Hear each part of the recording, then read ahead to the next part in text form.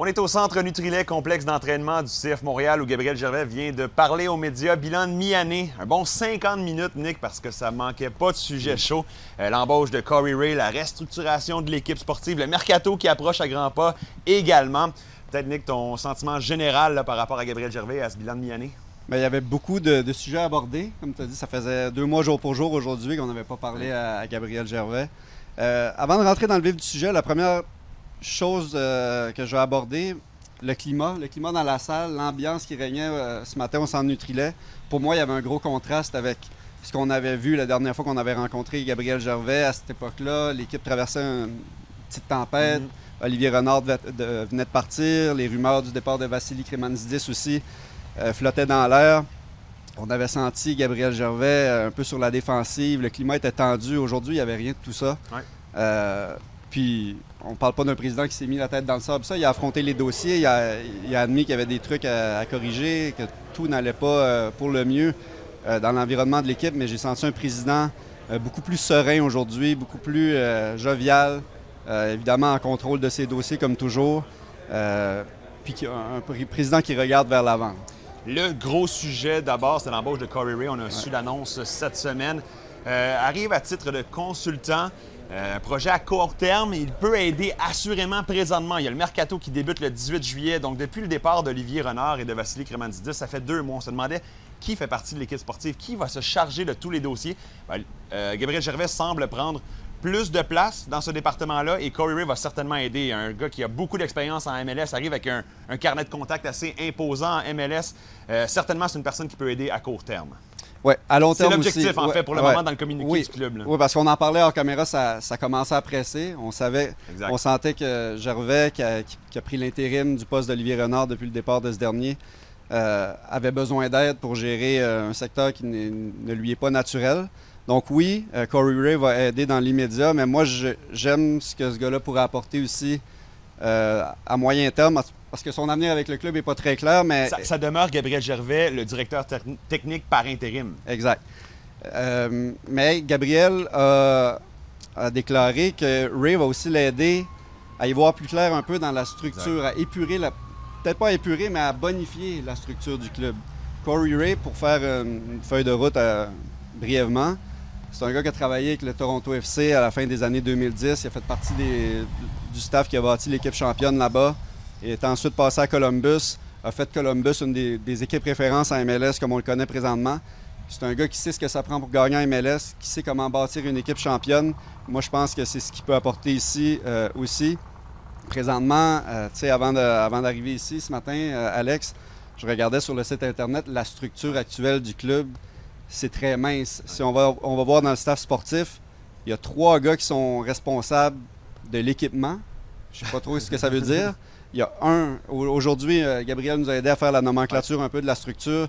Il a annoncé d'ailleurs que Daniel Podzi, qui est un employé de longue date de l'équipe, 15 ans, oui. Ouais, va s'occuper maintenant, va prendre un peu les tâches de Vassili Kremanzidis, va s'occuper un peu de gérer la masse salariale et puis les règles MLS.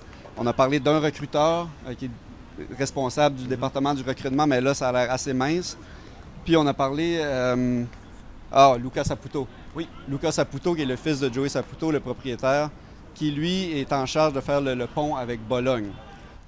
Tout ça, c'est insuffisant. Gabriel Gervais a reconnu que l'équipe avait besoin d'ajouter, si on veut, de la viande autour de l'os pour être capable de tirer son épingle du jeu en MLS.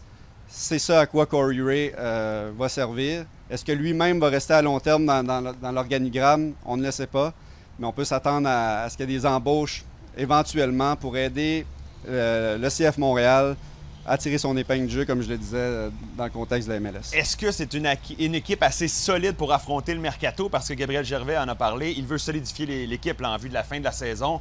On veut ajouter des joueurs, mais il y a beaucoup de contraintes qui se présentent avant ce mercato. L'effectif du CF Montréal présentement est complet. Il n'y a pas d'espace pour ajouter des joueurs. Donc, on a parlé d'une possibilité de prêt, d'échange, mais encore là, un échange, souvent un joueur va venir aussi de l'autre côté. Peut-être des rachats de contrats encore. Donc, à suivre ce qui va se passer dans ce mercato. Corey Ray va aider à identifier peut-être des talents cachés en MLS à ajouter, mais ça va être difficile d'ajouter un joueur si on comprend vraiment ce que Gabriel Gervais tentait de nous dire. Alors, tout ça, ça va être du 18 juillet au 14 août. As-tu l'impression, toi, que peut-être il va y avoir du mouvement concernant Gabriel Gervais? Historiquement, le CF Montréal ne nous a pas habitués à bouger énormément dans la fenêtre de transfert estivale. Les grosses décisions, généralement, à moins que je me trompe, se font plus dans l'entre-saison. Il y a Victor Wanyama, Ouais. évidemment, connaît une saison difficile. Un peu l'éléphant dans la pièce. Exactement. Donc, évidemment, je pense qu'on va peut-être essayer de se départir de son contrat, son imposant contrat, mais ça risque, comme tu le dis, de se passer à la fin de la saison. Il y a Mathieu Choinière aussi, qu'on a parlé beaucoup cette saison, et j'ai posé la question à Gabriel Gervais. Mathieu Choinière est sous contrat avec le club cette année et il y a une option que détient le club pour conserver ses services l'année prochaine. Donc, Gabriel Gervais a répondu à la question s'il y a une mise à jour du dossier Mathieu Choinière, qu'il souhaite que Mathieu Choinière reste à Montréal et à long terme également. Là. Puis un élément que je retiens de l'énoncé de Gabriel Gervais de la conférence de presse, il a affirmé qu'il avait rencontré chaque joueur individuellement et il dit « Je sais très bien qui veut partir et qui veut rester ». C'était un des points intéressants, très intéressants de la conférence de presse. Et la manière qu'il parlait, avec les conversations franches qu'il y a eu avec les joueurs, il allait essayer de se départir de certains joueurs qui ne veulent pas faire partie du projet à Montréal. Il n'a pas voulu s'avancer sur des noms.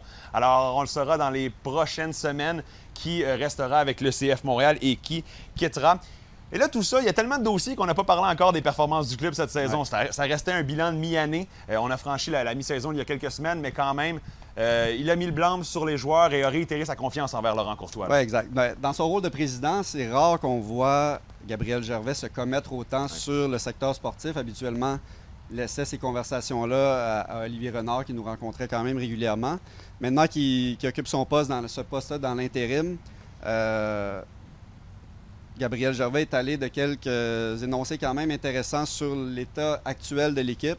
A reconnu, tout en observant que l'équipe était encore dans la course, on est à un petit point, je crois, de la dernière place donnant accès aux séries. Exact. A reconnu que c'était pas suffisant. A donné un vote de confiance à Laurent Courtois, comme tu l'as expliqué.